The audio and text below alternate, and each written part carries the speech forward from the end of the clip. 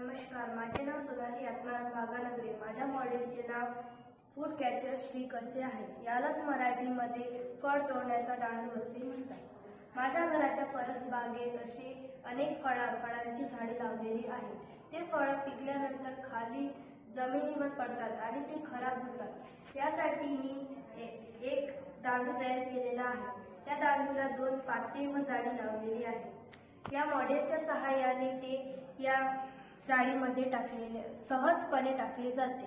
त्यामुळे फळ खराब पण होत नाही. या मॉडेलचा समाजाकरिता उपयोग व्हावा म्हणून हे मॉडेल मी इन्स्पायर अवॉर्डमध्ये ठेवलेले आहे. धन्यवाद.